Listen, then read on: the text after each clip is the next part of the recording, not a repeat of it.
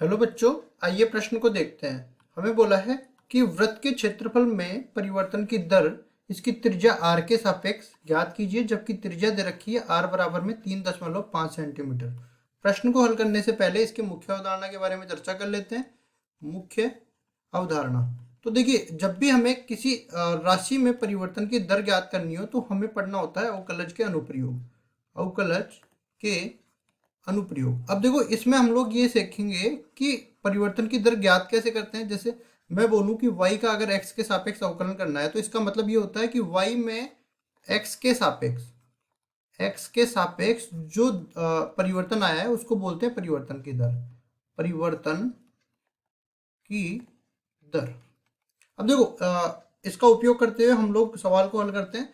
सवाल में वृत्त की बात करी गई है तो वृत्त में सबसे पहले तो हम लोग जाते हैं वृत्त की त्रिज्या पर।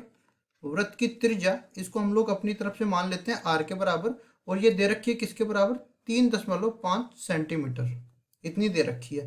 अब वृत्त की त्रिज्या के बाद वृत्त के क्षेत्रफल में परिवर्तन की दर पूछा है, तो यहाँ पे लिखेंगे वृत्त का जो क्षेत्रफल होता है, वृत्त का क्षेत्रफल, इसको हम a मान लेते हैं, और इसका सूत्र होता है पाई r स्क्वायर, मतलब पाई गुणा में त्रिज्या की घात 2 के बराबर। अब उसके बाद देखो, क्षेत्रफल में परिवर्तन की दर त्रिज्या के सापेक्ष पूछ रहा है, इसका मतलब a का अवकलन करना पड़ेगा r के सापेक्ष। तो देखिए, ये जो अपने पास पूरा सूत्र है इसका हम लोग अवकलन कर देते हैं a का r के सापेक्ष। तो ये बन जाएगा, देखो पाई तो अपने पास अचर है, ये बाहर रहेगा, और आर स्क्वायर का आर के सापेक्ष अवकलन कर देंगे। तो कुल मिला के अपने पास डी ए बटा में डी आर, ये बराबर हो जाएगा पाई, और आर स्क्वायर का हो जाएगा 2 गुना में आर। आर का मान कितना दे रखा है? 3.5 दे रखा है। तो डी ए बटा में डी आर ये बराबर हो जाएगा 2 गुना में पाई गुणा में आर का मान कितना दिया है? 3.5 के बराबर।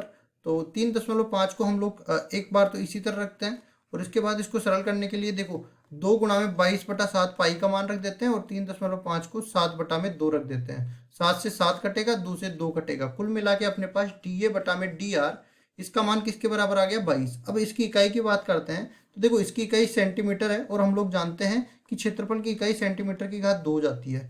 ठीक है, तो अब देखो फिर से ये अपने पास केवल आर बच गया, तो इसकी इकाई हो जाएगी कितनी?